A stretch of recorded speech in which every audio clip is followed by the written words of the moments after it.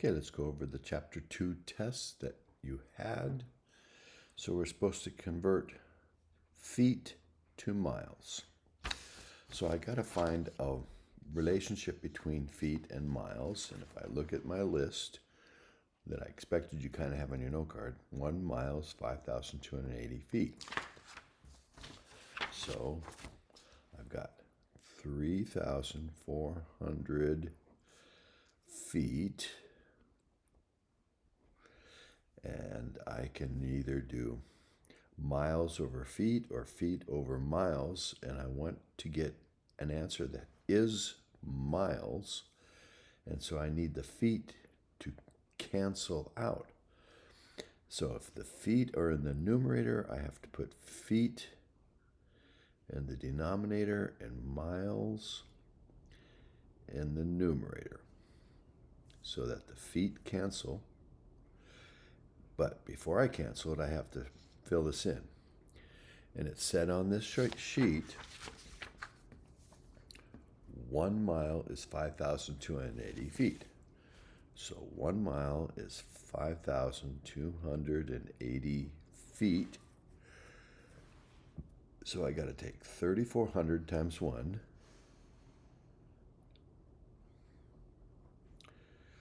divided by 1 times 5,280. And my units would be miles. And then I just do the calculation on my calculator. 3,400 divided by 5,280, and I get 0.64-ish miles.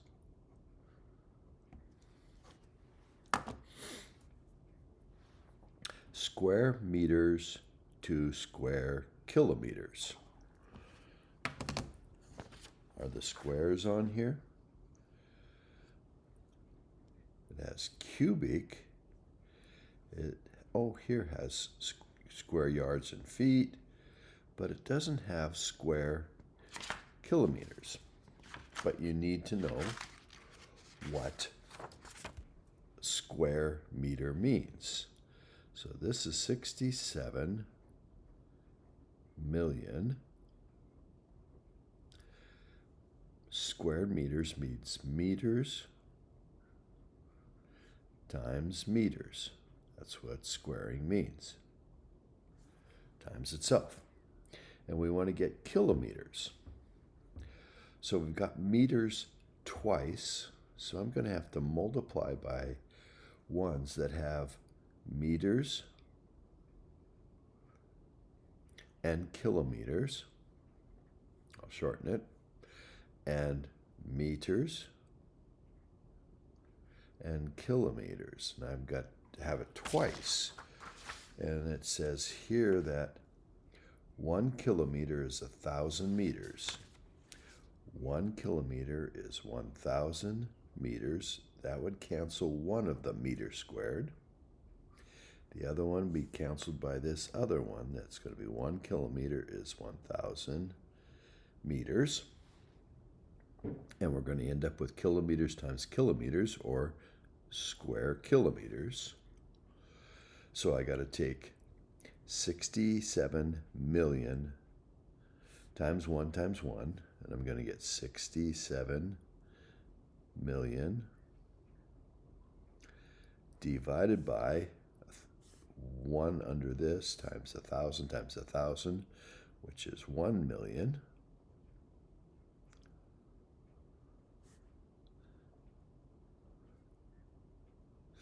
Now I can pull out my calculator, but a million goes into 67 million 67 times.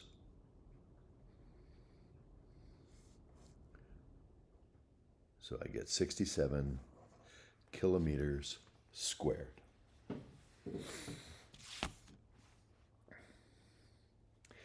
How many tons of topsoil, if 1 cubic yard is so many tons? So I've got to figure out how many cubic yards and then multiply it by the conversion they gave you here. They said 1 yard cubed is 0.75 tons.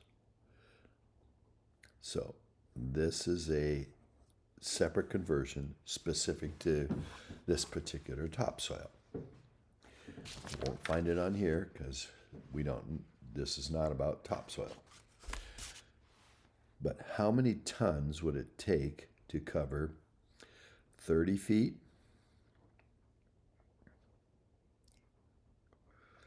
by 50 feet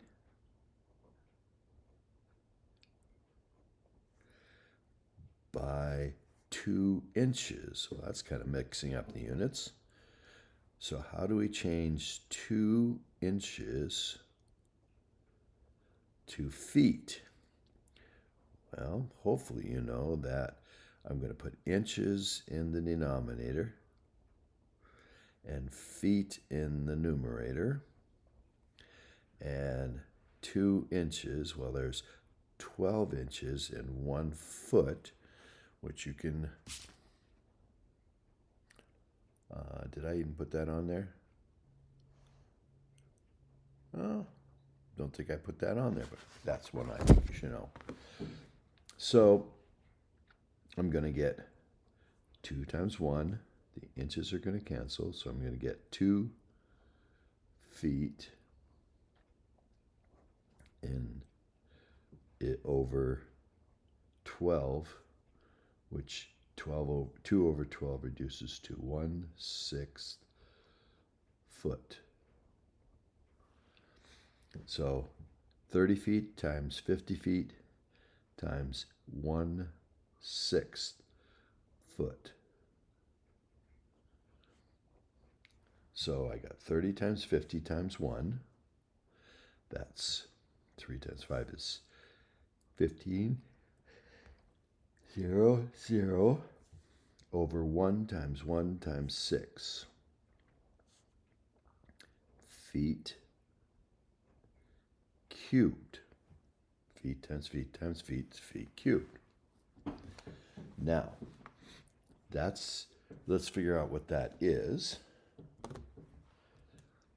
So 1500 divided by 6, that's 250.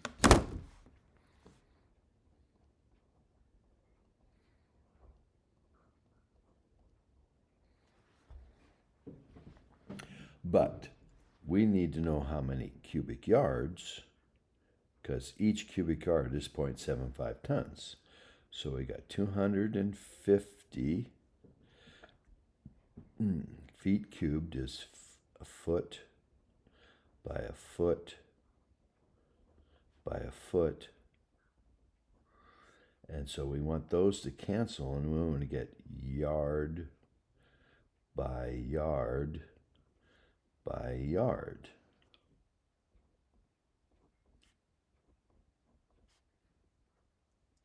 So take 1 foot would cancel, another foot would cancel, another foot would cancel, and we'd get cubic yards. So we need to know how many feet are in a yard or yards in a feet. And there are 3 feet in 1 yard. And we've got to do it 3 times because there's foot cubed. Foot times foot times foot. So we have 250 times 1 times 1 times 1. And 1 times 3 times 3 times 3. And that would be cubic yards. Could also be written yards cubed. So now we need to figure out what 250 divided by 27 is. And that's 9.25 yards cubed. But this says 1 yard cubed is 7.75 tons. So I could write 1 yard cubed over 0.75 tons or 0.75 tons over yards cubed. I want to get the tons, so I've got to put the yards cubed down here and tons here, and 1 yard is 0.75 tons. So I got to take 9.25 times 0.75.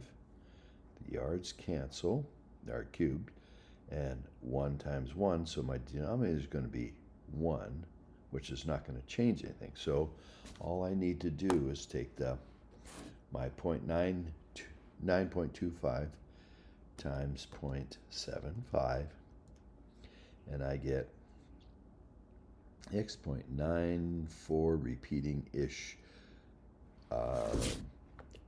tons of topsoil. Topsoil. So there's basically 3 things you got to calculate. The volume that we need, and that, since these are in feet and this is feet, we can convert the other 2 inches into feet. Figure out the volume. Change it to cubic yards because this talks about cubic yards. And then once we have cubic yards, we can use this version of 1 to change it to tons. Okay. We want to get kilometers per hour. That's distance over the time. Well, this says he traveled 2,100 meters, which is a distance, in 7 minutes.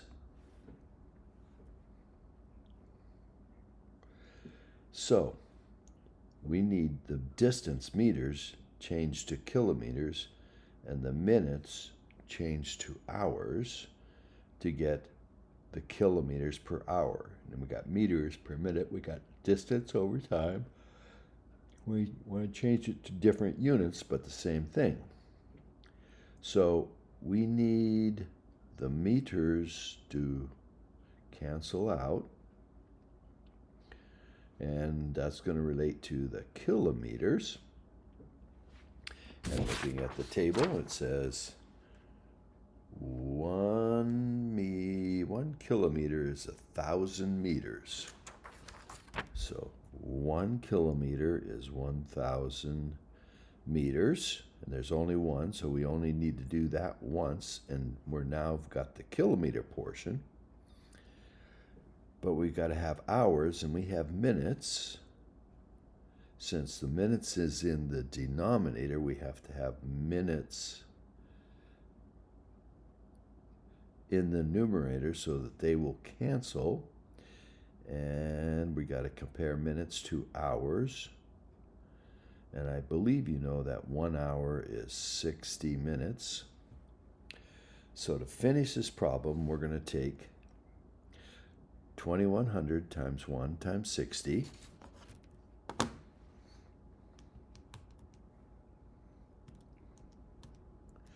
And I get 126,000, and the only units left in the numerator are kilometers,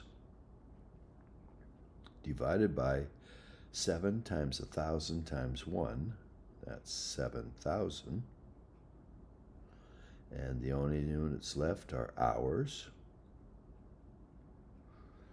And so I got to take my 2,600 divided by 7,000, and I get 18 kilometers per 1 hour.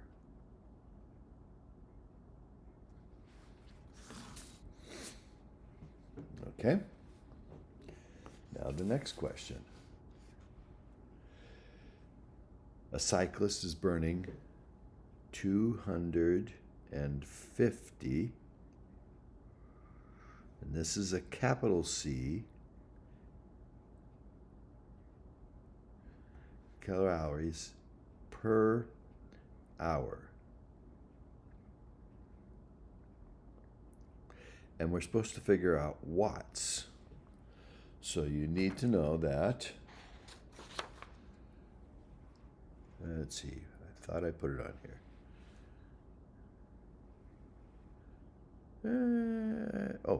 1 watt is 1 joule per second. So we've got to get this into joules on the top in the numerator and seconds in the denominator. So calories with a capital C, what do we have? Calories with a capital C is 1,000 little ones, or a calorie in capital C is 4,180 joules. Oh. So what the capital C calories, which is a kilocalorie, and joules, they exchange straight across right there. And 1 calorie is 4180 joules. Joules. 4180 is 1 calorie. So that gets the calories gone. We need joules per second, so we need the hour gone. Since hours in the denominator, we need to put hours in the numerator, and we need to get seconds. And you should know by now, but maybe you don't, that 1 hour is 60 minutes, and 60 minutes times 60 seconds in a minute makes 3,600 seconds in an hour. So 3,600 seconds makes 1 hour. So the hours cancel. And so our joules per second will be 250 times 4180 times 1. So 250 times 4180 times 1 is 1045000 joules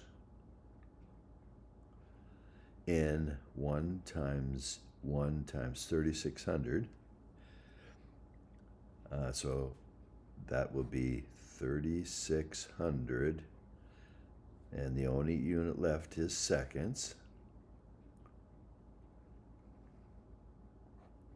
So I divide the 1,045,000 joules by 3,600 seconds, and I get 290 joules per second. But a joule per second, 1 joule per second is 1 watt. So I have 290 watts.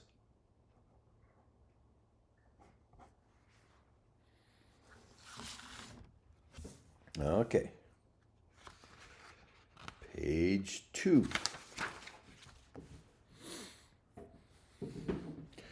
So there's no sign in here, so that means we're multiplying.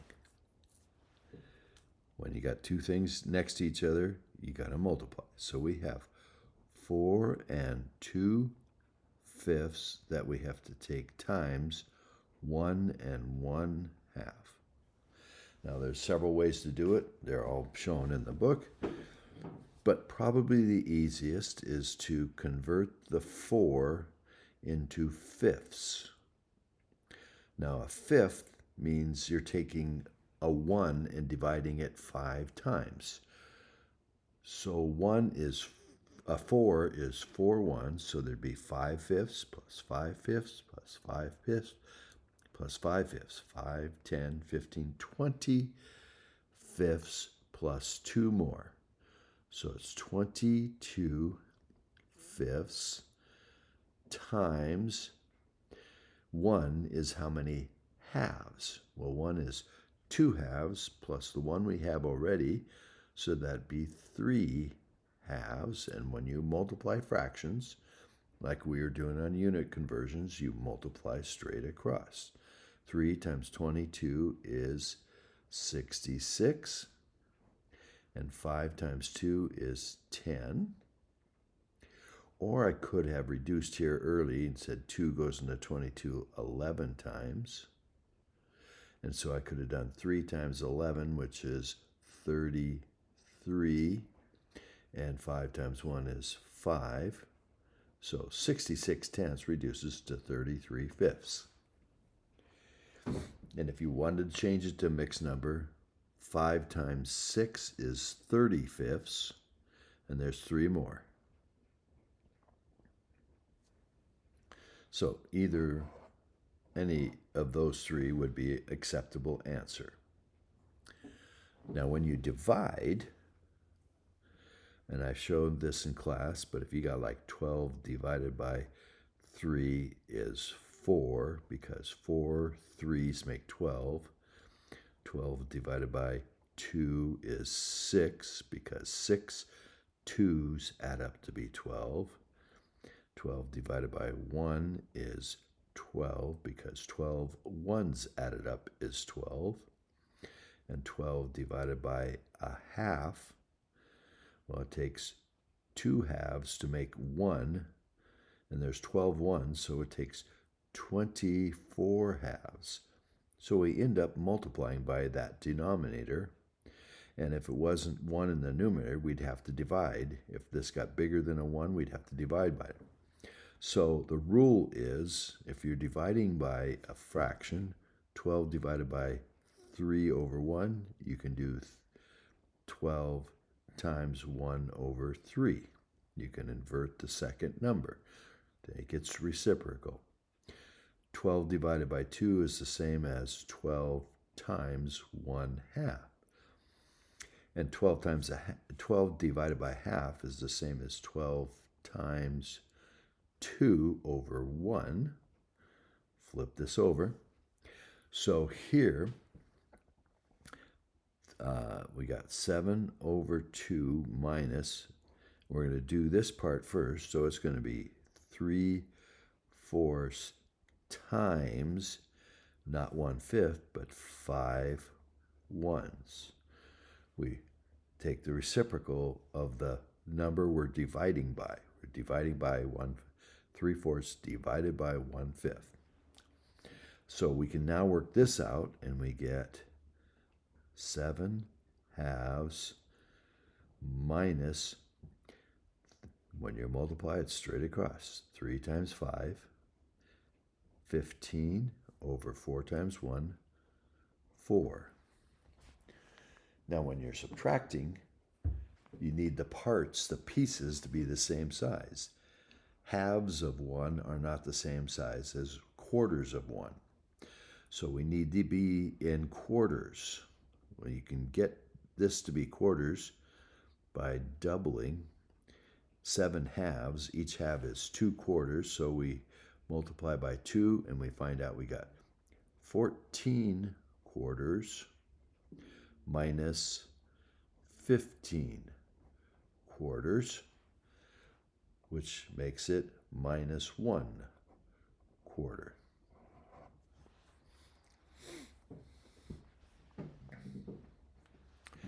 This says, how many grams are there in 34 milligrams? So we're starting with 34 milligrams. And we got to multiply by a 1. That'll get the milligrams to disappear, to cancel out. This is in the numerator, so this got to be in the denominator. And grams in the numerator. And looking at the sheet, grams are here. Oh, 1 gram is 1,000 milligrams. So 1 gram is 1,000 milligrams. So 34 times 1 is 34. The milligrams cancel, and we're going to get grams. So we get 34 over 1 times 1,000 is 1,000. And only units left are grams. And we can divide that.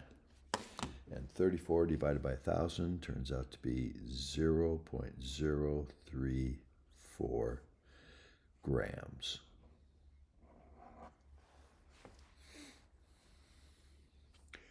Okay, the blood alcohol.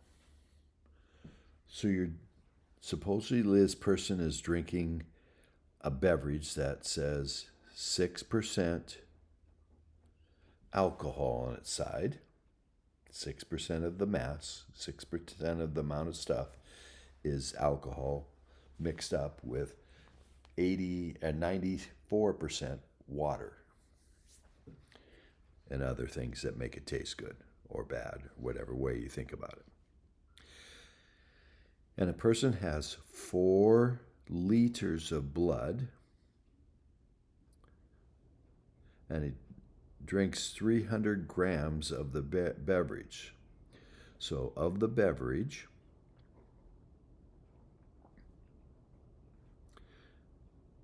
if you divide it into 100 slices, it's filled up with beverage. If you could divide it up into 100 pieces, 6 of the pieces out of the 100 are alcohol, and the rest is water and flavoring. So the amount of grams of alcohol in this are 6 out of 100, 6%, 6 out of 100 of the amount of alcohol they drank, which was 300 grams. So 6 times 300 is 1,800 divided by 100. 100 goes in 1,800 18 times. So there's 18 grams of alcohol. Now, blood alcohol measurements, it says, what would be the blood alcohol rating? That's the BAC. If you get tested, driving, it's how many grams are there in 100 milliliters. You needed to know that to do this problem. Well, we know there's 18 grams, but it's in 100 milliliters so it's the number of grams of alcohol into 100 milliliters of blood. That's how much alcohol is in your bloodstream. So we have 18 grams in this person that has 4 liters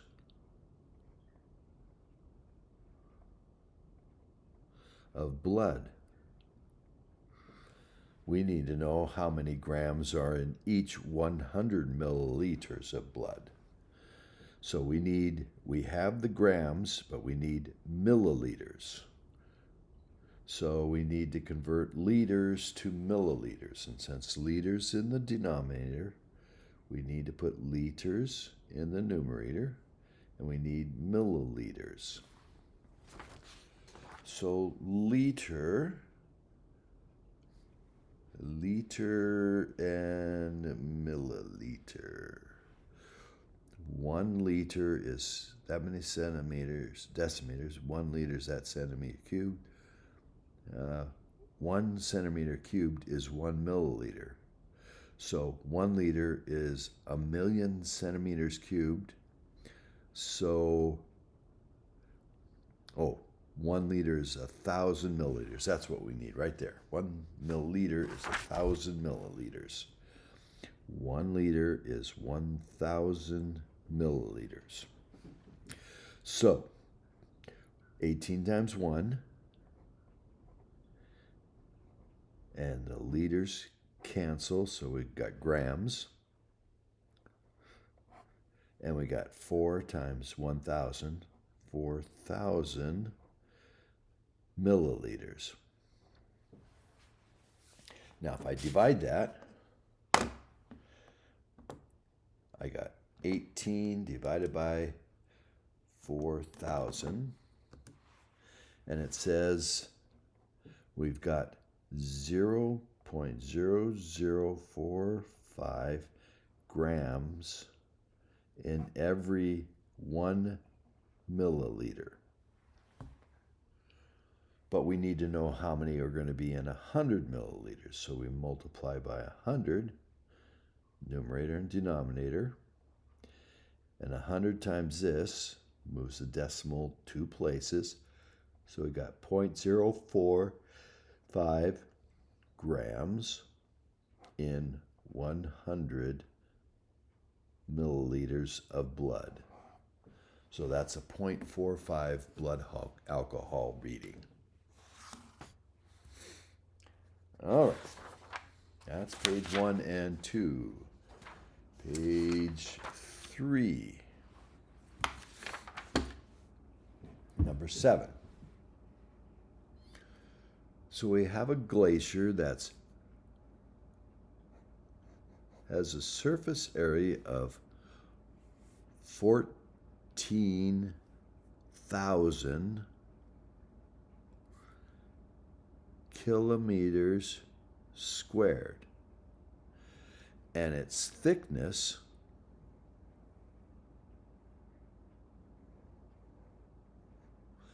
is 5.2 kilometers. That's really thick. So the volume is the area, 14,000 kilometers squared, times the average thickness. So we got to take 14,000 kilometers times kilometers squared, times the thickness, 5.2 kilometers, and we get a volume of the ice of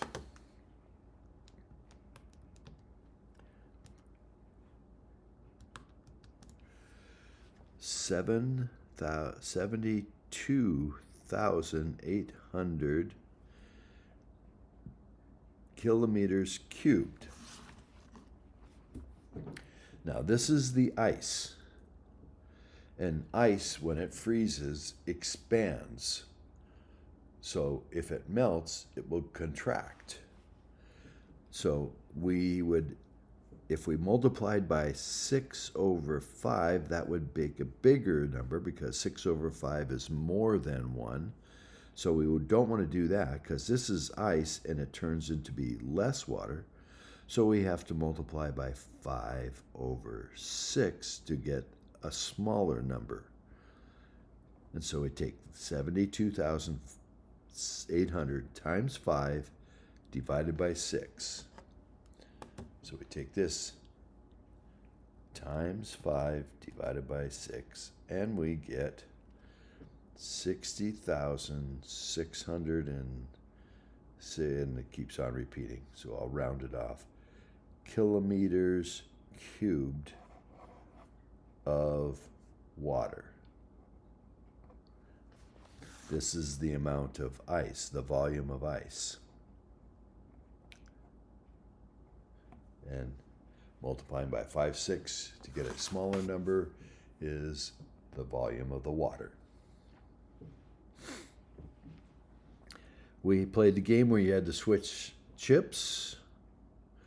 And the technique we used, we said, make it simpler. If you have one on this side and one on this side, you can move one into the middle, jump, and then move the other one out. That's 3 moves to switch them. Then if you had 2 on this side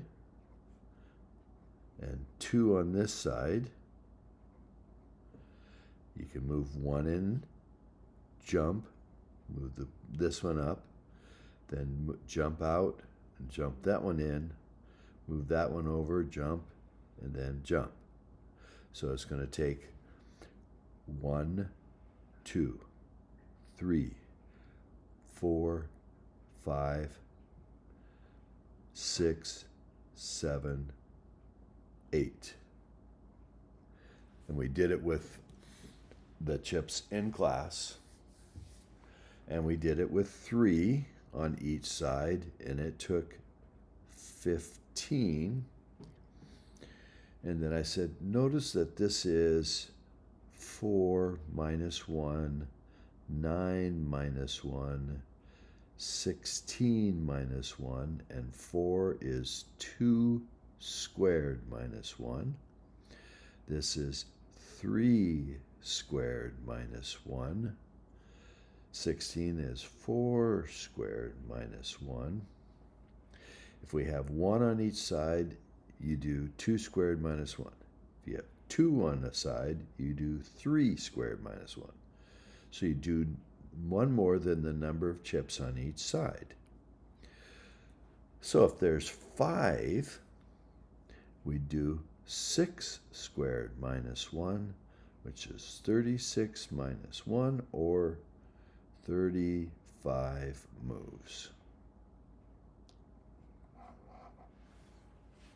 Okay? So what problem set techniques did we use? Well, we made a model. We modeled it, actually pulled out the things so we could visualize and play with it, to become familiar with it. So familiarizing yourself with the problem and looking, then we looked for patterns.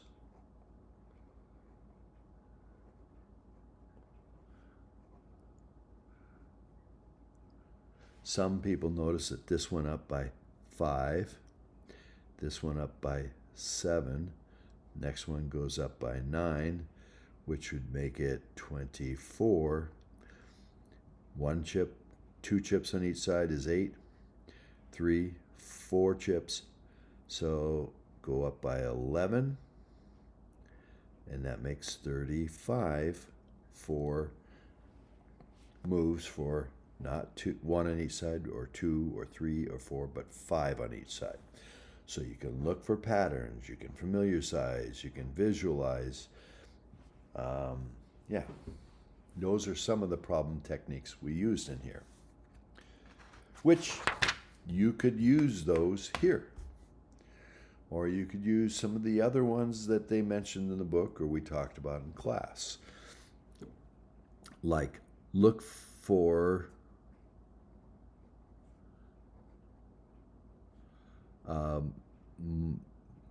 the possibility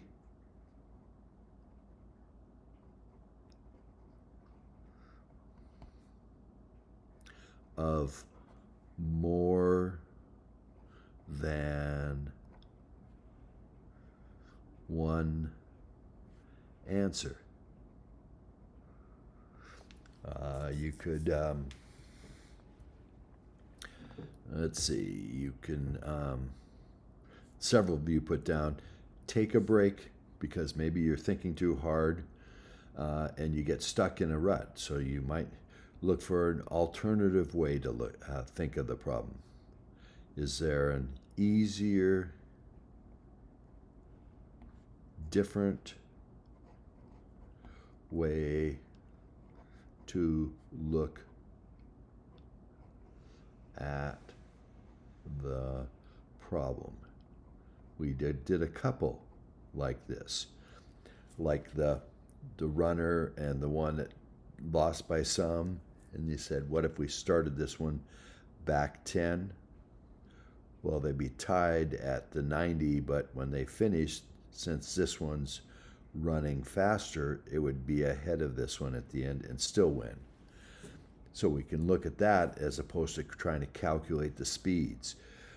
We also had the cars driving towards each other and the canary flying between them. And it gets real hard to calculate how far the canary flies, but if you calculate how long it takes the cars to run into each other to get to each other, that's how long the bird flies, and so you can figure out how far it flew that way. So you're thinking of a different way to look at the problem. Look for the patterns. Look for several things we talked about there. And yeah, so I've given you 1, 2, 3, 4, 5, and there's more that are in the book. Okay? Now, several people tried doing this one. We have a box labeled apples and oranges. We have a box labeled apples and apples. And we have one that's oranges and oranges. I don't know why I put a line in it. And none of them are right.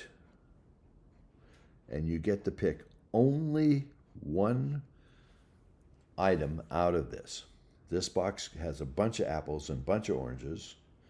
In the class, I only put one of each in, but it could have a whole bunch of apples and a whole bunch of oranges. This could have a whole bunch of apples, and this could have a whole bunch of oranges, but they're labeled wrong. So this has to not be just oranges. It could be apples and oranges, or it could be apples. This could be apples and oranges, or oranges. And this one has to be either all apples or all oranges. And that one's the key to this. Because if you pull out of this one an apple, then this is all apples. So there's going to be another box that has all oranges, and it can't be there because it would be labeled correctly. So this would have to be all oranges.